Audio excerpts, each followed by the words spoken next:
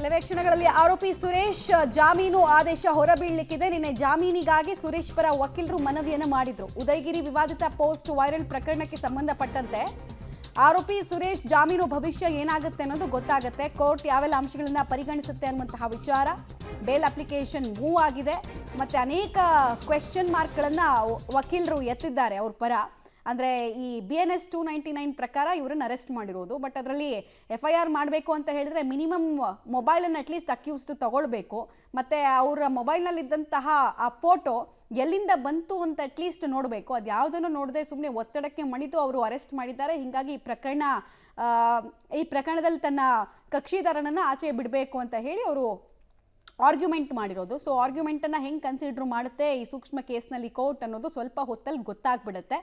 ಆರೋಪಿ ಸುರೇಶ್ ವಿರುದ್ಧ ಕೂಡ ಷಡ್ಯಂತ್ರಗಳಾಯ್ತಾ ಅನ್ನೋ ಅನುಮಾನಗಳು ಇದ್ದಾವೆ.